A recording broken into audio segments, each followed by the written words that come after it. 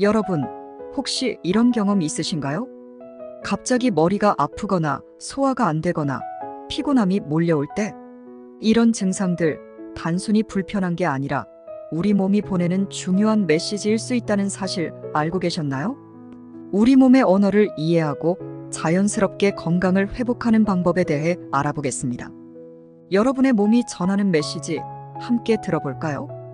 현대 사회에서 우리는 종종 몸이 보내는 신호를 무시하곤 합니다. 두통이 있으면 진통제를, 소화가 안 되면 소화제를 먹는 식이죠. 하지만 이는 근본적인 문제 해결이 아닙니다. 오히려 몸이 보내는 중요한 메시지를 차단하는 셈이죠. 왜 이 주제가 중요할까요? 첫째, 우리 몸은 스스로 치유할 수 있는 놀라운 능력을 가지고 있습니다.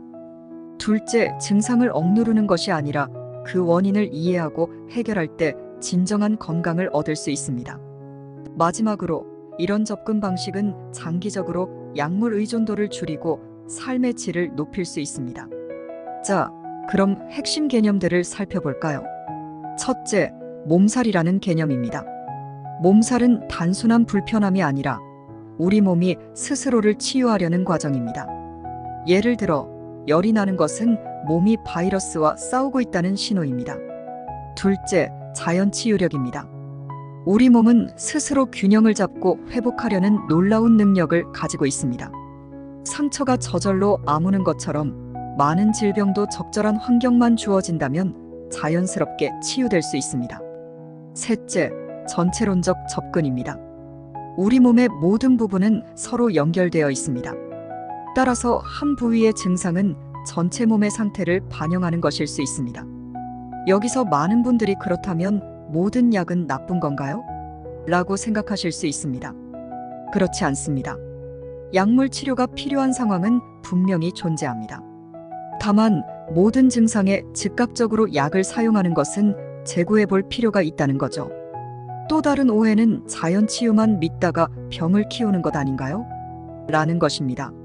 하지만 자연 치유를 이해한다는 것은 필요할 때 적절한 의학적 도움을 받는 것을 포함합니다. 다만 몸의 신호를 더 잘 이해하고 대응하는 것이 핵심입니다. 이 세 가지 개념, 즉 몸살, 자연 치유력, 전체론적 접근은 서로 밀접하게 연관되어 있습니다. 예를 들어 감기에 걸렸을 때를 생각해 봅시다. 몸살열, 피로감 등은 우리 몸의 면역 시스템이 활성화되었다는 신호입니다. 이때 우리가 충분한 휴식을 취하고 적절한 영양을 공급하면 몸의 자연 치유력이 최대한 발휘될 수 있죠. 그리고 이 과정에서 우리는 단순히 증상만 보는 것이 아니라 왜 우리 몸이 이런 반응을 보이는지, 평소의 생활 습관은 어땠는지 등을 전체적으로 살펴봐야 합니다. 하지만 현대의학의 발전으로 우리는 더 오래, 더 건강하게 살고 있지 않나요? 라는 반론이 제기될 수 있습니다. 물론 맞습니다. 현대의학의 발전은 인류에게 큰 혜택을 주었습니다. 하지만 동시에 우리는 새로운 건강 문제들에 직면하고 있습니다. 만성질환의 증가, 항생제 내성 문제, 과도한 의료화 등이 그 예죠.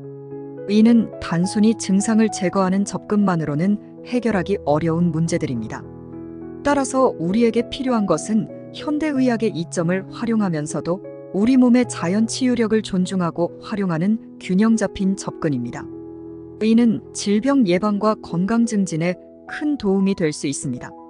지금까지 우리는 몸살의 의미, 자연 치유력의 중요성, 그리고 전체론적 접근에 대해 알아보았습니다. 이러한 개념들이 어떻게 서로 연관되어 있는지, 그리고 왜 이런 접근이 중요한지에 대해서도 이야기해봤죠.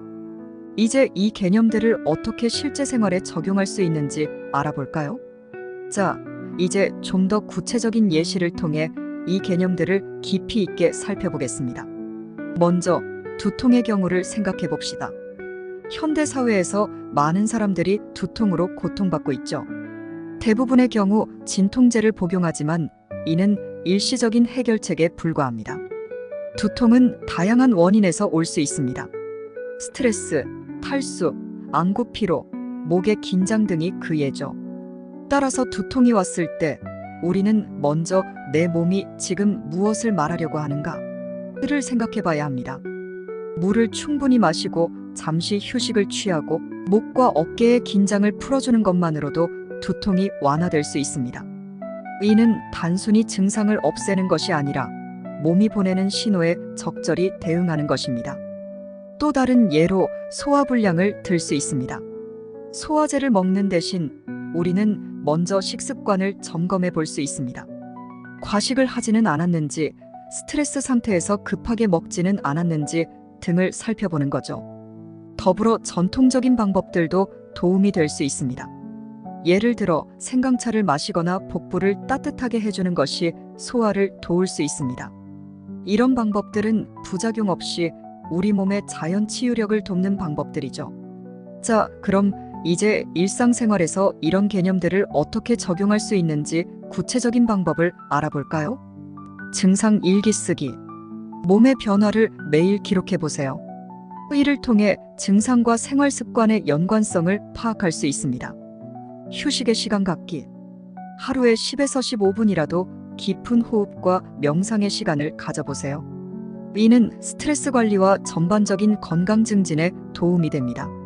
식습관 개선하기. 가공식품 대신 자연식품 위주의 식단을 유지해 보세요.